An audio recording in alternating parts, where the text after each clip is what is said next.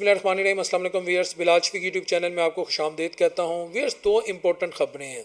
ایک سہیل وڑائے صاحب کا رد عمل آیا ہے ان پر جو الزامات ہیں، بلکہ اسد علی طور جو ہیں انہوں نے ایک ٹویٹ بھی باقاعدہ کی ہے جس میں وہ ایک اپلیکیشنز کا حوالہ دیتے ہوئے یہ کہتے ہیں کہ سہیل وڑائے صاحب کے خلاف قانونی کارروائی کا کہہ دیا گیا ہے۔ ایف آئی اے کو درخواست دی گئی ہے کہ ان پر قانونی کارروائی کی جائے، اور اس سے پہلے سہیل وڑائے صاحب نے بھی گزشتہ رات جو ہے اپنے اوپر لگنے والے جو الزامات ہیں اس کو کیسے تردید کیا ہے وہ میں آپ کے سامنے رکھوں گا۔ لیکن اس کے ساتھ ساتھ عمران خان کے بھانجوں کی گرفتاری اور اس پر جو پی ٹی آئی کی ایکٹیو لیڈرشپ ہے جو اس وقت پروٹوکول انجوائے کر رہی ہے، مختلف وزارتیں لیے بیٹھی ہیں، ان کا کیسا رد عمل آیا۔ وہ شاہد خٹک جو ہیں انہوں نے ایک ٹویٹ کے ذریعے پوری پی ٹی آئی کی جو لیڈرشپ ہے اس کو ایکسپوز کر کے رکھ دیا ہے۔ اچھا ویئرس، ان ٹاپکس پر آنے سے پہلے میری آپ سے ریکویسٹ ہے کہ میرے اس چینل کو لائک کریں، سبسکرائب کریں، کمنٹ کریں، شیئر کریں تاکہ میرا اور آپ کا رابطہ مزید مضبوط ہو۔ سہیل وڑائے صاحب کیا فرماتے ہیں میں آپ کے سامنے ان کی جو ورڈنگ ہے ایز اٹ از رکھ دیتا ہوں تو تاکہ آپ کو اندازہ ہو جائے، کیونکہ یہ ایسے سینسیٹیو ایشوز ہوتے ہیں کہ اس میں اینکر اپنی طرف سے کوئی بات نہیں کر سکتا۔ جو بیٹھا یہاں ویلوگر ہے وہ اپنی طرف سے ایک لفظ بھی آگے پیچھے کر دے گا تو یہ کہا جائے گا جی یہ اپنی خواہش کو خبر بنانے کی کوشش کر رہا ہے۔ سہیل وڑائے صاحب پہ میں نے آپ کو بتایا کہ اسد علی طور نے یہ کہا ہے کہ ان کے خلاف کارروائی کا کہہ دیا گیا ہے، تو سہیل وڑائے صاحب اس کے رد عمل میں کہتے ہیں، ان کے کالم کا عنوان ہے بڑی سیاست ادنا کارکن۔ وہ کیا فرماتے ہیں؟ پہلے تو وہ یہ فرماتے ہیں کہ میرے کالم کا عنوان ہی ملاقات ہے، نہ کچھ اس سے زیادہ نہ کچھ اس سے کم۔ میں نے کہیں نہیں لکھا کہ یہ 1 to 1 ملاقات تھی۔ جس تقریب میں 800 حاضرین موجود تھے، نہ تو وہاں اور نہ ہی چند لوگوں کے سامنے کھانے پر ہونے والی گفتگو آف دی ریکارڈ تھی۔ یہ تو سہیل صاحب نے پہلی بات کر دی۔ پھر وہ مزید آگے یہ فرماتے ہیں کہ فیصل ووڈا، حماد اظہر اور چند یوٹیوبر کسی سیاسی یا صحافتی نرسری سے نہ پلے ہیں اور نہ ہی سیاسی اور صحافتی اصولوں کے قائل ہیں۔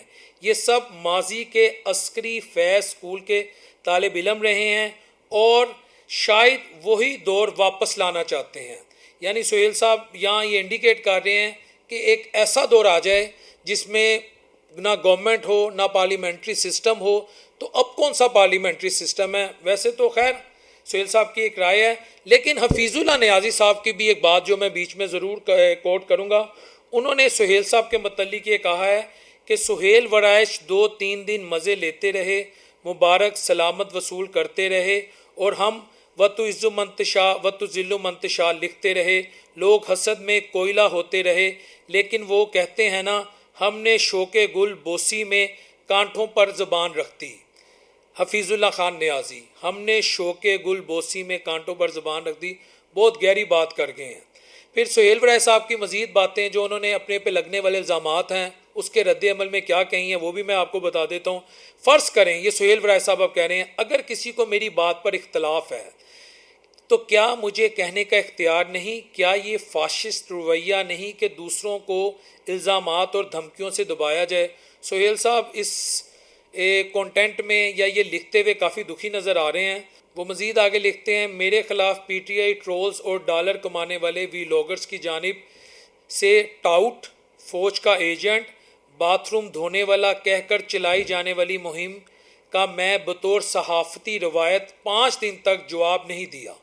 انہوں نے کہا میرے خلاف مہم چلائی گئی، مجھے ٹاؤٹ کہا گیا، مجھے واش روم صاف کرنے والا کہا گیا، اور بھی مجھ پر بڑے الزامات لگے، لیکن یہ میری صحافتی روایت ہے، میں نے اس کا 5 دن تک جواب نہیں دیا، اور نہ میری 40 سالہ صحافتی تاریخ کو مسخ کرنے والوں کو جواب دوں گا۔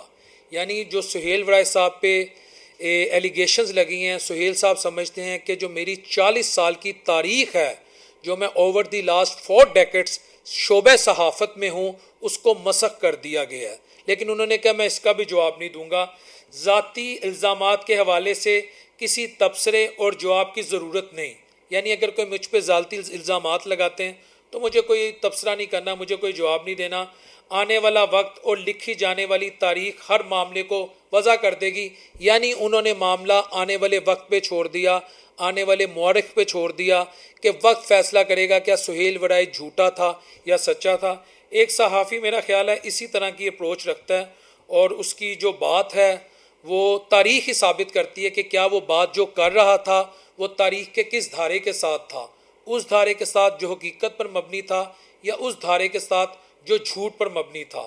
تو سہیل وڑائچ صاحب کا تو رد عمل آ گیا ہے. اچھا ویئر صاحب، بات یہ ہے کہ سہیل وڑائچ ایک نامور صحافی ہیں.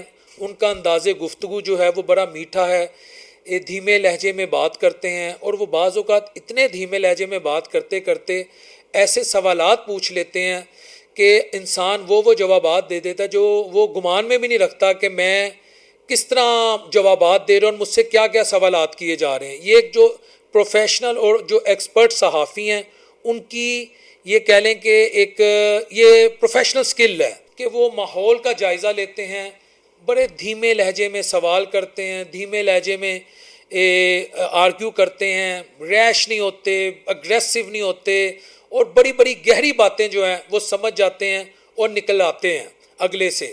تو یہ سہیل وڑائچ صاحب کے بارے میں یہ بات مشہور ہے.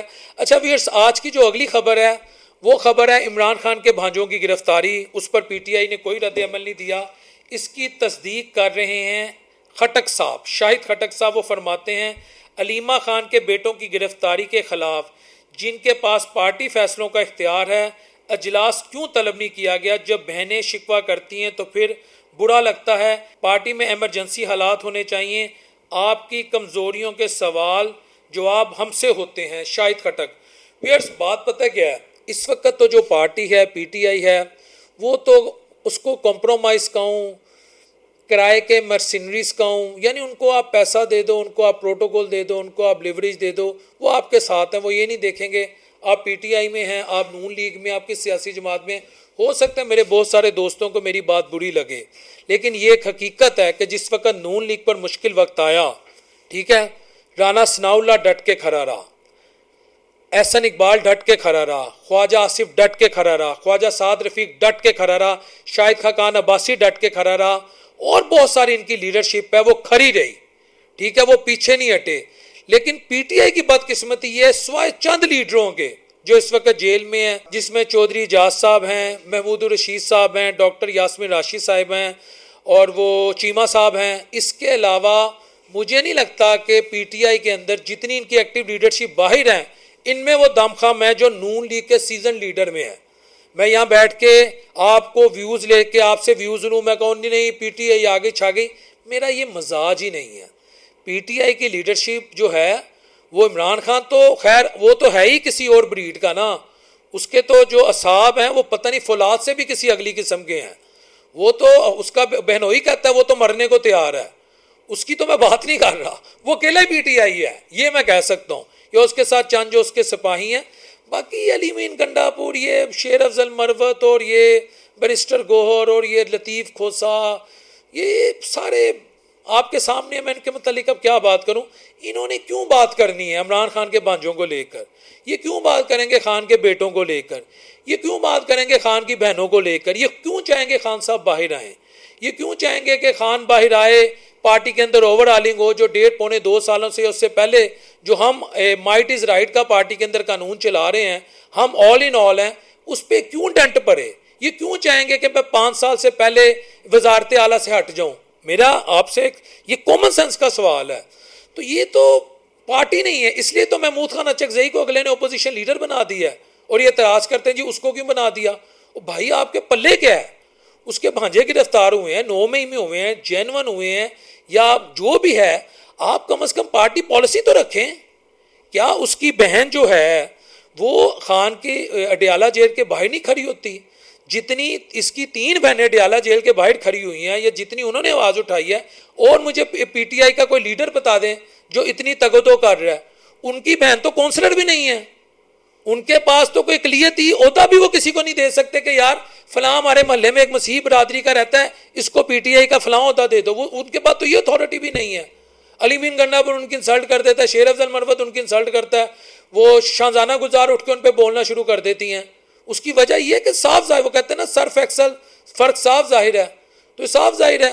تو شاہد خٹک صاحب کہہ رہے ہیں جی پارٹی کیوں نہیں بوڈی، ٹویٹ کر دیتے ہیں، جذباتی تقریریں کرتے ہیں. بھائی جان ایک چیز میں آپ کو بتا دوں، اس وقت تک یا آج سے 4-5 ماہ پہلے تک مجھے بھی یہ لگتا تھا کہ خان کے بعد نیازی خاندان سے سیاست میں کوئی نہیں آئے گا، ان کی سیاست ختم، یہ پی ٹی آئی تتر بتر ہو جائے گی. لیکن آج میں آپ کو پیشین گوئی دے رہا ہوں، جس طرح خان کے بھانجے گرفتار ہو رہے ہیں، جس طرح اس کے بیٹے ایکٹیو ہوئے ہیں، جس طرح اس کی بہنیں ایکٹیو ہوئی ہیں، کسی کو اچھا لگے یا برا لگے، اب پی ٹی آئی کی لیڈرشپ نئی نسل کے ہاتھ آئے گی.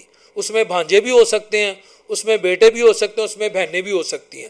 اور پاکستانی پولیٹکس میں نئی نسل کا سیاست کرنا برا نہیں مانا جاتا. اس بات کو میں کئی دفعہ دہرا چکا ہوں تاکہ ہم ماضی میں بھی اگر جھانکیں تو ہمیں یہ حقیقت پتہ لگ جائے. ڈائنیسٹک پولیٹکس اس خطے میں بری نہیں مانی جاتی. ادھر راہل گاندھی بیٹھ کے اس وقت جتنی بیشنگ کرتا ہے، یا پرینکا گاندھی موڈی کی، کوئی کر سکتا ہے؟ موڈی میڈیا سب کچھ ہونے کے باوجود. تو یہ ضرور ہو گیا کہ ایلیجیبلٹی کرائٹیرین کا پورا ہو گیا. جیسے آپ نے کوئی مقابلے کا امتحان دینا ہو نا، وہ کہتے ہیں نا کہ آپ نے بی اے کرنا ہے، 28 سال سے کم ایج لمٹ ہو، اور آپ پاکستانی شہریت آپ کے پاس ہو، اور آپ کی ڈیول نیشنلٹی نہ ہو. مختلف کرائٹیریا ہوتے ہیں. تو پاکستانی سیاست میں جس نے انٹر ہونا ہے، پنجاب اسمبلی میں، نیشنل اسمبلی میں، اس کو جیل ضرور جانا پڑتا ہے. وہ سب سے بڑا کرائٹیریا یہ ہے، اور وہ پورا ہو گیا ہوا ہے. باقی تو ان کے ہیں کرائٹیریا، خان کا بھانجا، خان کا بیٹا خان کے لیے نکلا، خان کے لیے نکلی. اور اگر یہ اچھا کھیلیں گے تو عوام ان کو بھی اون کر لے گی، کیونکہ خان بکتا ہے، خان پاپولر ہے. خان کی جوتیاں بکتی ہیں، 804 بکتا ہے، خان کے کپڑے بکتے ہیں، اس کا سٹائل بکتا ہے. لوگ اس کو ابھی بھی فینٹیسی میں کہتے ہیں یار اس نے داڑھی رکھی ہوگی، ورتغل غازی کی طرح ہوگا. ایک محبت ہے نا اس سے. گو کہ اس کی 1101 پالیسیاں غلط ہیں. علی مین گنڈا پور کو لے لیں، عثمان بزدار کو لے لیں، محمود خان کو لے لیں. کے پی میں بالکل گورننس اچھی نہیں ہے. میں یہاں بیٹھ کے خان کا وکیل یا ٹاؤٹ نہیں ہوں. میں نے فیصلہ کیا بات سچی کرنی ہے. اس کی آپ میں اپنے پختون بھائیوں سے پوچھتا ہوں، اللہ کو حاضر ناظر جان کے بتائیں، کے پی کی گورننس کیا ریاست مدینہ کے برابر ہے؟ ایک اینٹ کے برابر نہیں ہے. جو وہاں پہ بلنڈرز ہو رہے ہیں، جو کرپشن کے بازار کھلے ہیں، جو لوٹ مار، وہ کہتے ہیں نا سیل سیل سیل، ادھر تو سیل لگی ہوئی ہے کرپشن کی. لیکن بک رہا ہے. اللہ نے اس کو عزت علی چادر پہنائی ہوئی ہے. جس طرح پاکستان کو اللہ نے عزت علی چادر 7 مئی سے 10 مئی کو پہنا دی. اللہ نے عاصم منیر کو پہنائی ہے یہ چادر، کوئی مانے یا نہ مانے. تو یہ چلتا ہے بھائی جان. یہ اللہ کے فیصلوں کے آگے کوئی نہیں آتا. اچھا، علی حیدر ایک پروگرام میں بیٹھے تھے، کوئی آج سے میرا خیال ہے یہ چھوٹی عید پہ کوئی شو تھا، تو وہ اس میں بیٹھے ہوئے تھے. وہ کلپ میری نظر سے ضرور گزرا. اس میں نا ان کو کہا کہ آپ کے دور میں تو بڑے سنجیدہ سنگرز تھے، بڑی اچھی گائیکی کرتے تھے، پاپ میوزک میں آپ کا بڑا نام تھا. آج کل چاہت فتح علی خان جیسے لوگ آ گئے ہیں. تو آپ اس کے بارے میں کیا تبصرہ کریں گے؟ علی حیدر نے بڑی کمال کی بات کی. انہوں نے کہا جب اللہ کسی انسان کو عزت دینا تو انسان اور اللہ کے بیچ میں نہیں آنا چاہیے.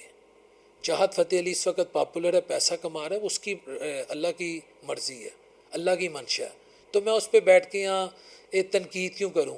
تو اس کے اس الفاظ نے نا میرا دل جیت لیا. اس لیے میں علی حیدر کی بڑی عزت کرتا ہوں. تو جس کو اللہ عزت دے، اللہ جس مرضی کو عزت دے دے. اللہ جس کو عزت دیتا ہے اس کو کوئی عزت سے نہیں روک سکتا. جس کو آپ سوشل میڈیا پہ برا بھلا کہہ رہے ہوتے ہو، وہ اپنے لشکر سمیت انڈیا کی ایسی کی تیسی پھیر دیتا ہے. ایک خاص طبقہ ہمارے اداروں کو برا بھلا کہتا ہے، وہ دنیا کو چپ کرا دیتا ہے. ٹھیک ہے. اور جو دوسرا جس کو یہودی ایجنٹ کہتے ہیں، آج یعنی میں خان کی بات کروں، پہلے میں نے عاصم منیر صاحب کی بات کی کہ ان پہ جو تنقید کرتے ہیں، آپ دیکھ لیں کہ اللہ نے اس کو عزت والی چادر پہنا دی ہے 7 مئی سے 10 مئی تک. آپ تنقید کریں نہ کریں آپ کا فیصلہ. اور خان صاحب جو ہیں ان کو یہودی ایجنٹ کہتے ہیں، لیکن آج اس کے کسی فالوور سے پوچھ لو، وہ کہے گا، وہ کہتا ہے جب کوئی نبی کی شان میں گستاخی کرتا ہے ہمارے یہاں تکلیف ہوتی ہے. یہ بھی اللہ نے عزت والی چادر پہنا دی ہے. اللہ کے بیچ میں نہیں آنا، اللہ اور انسان کے بیچ میں. السلام علیکم ورحمۃ اللہ وبرکاتہ.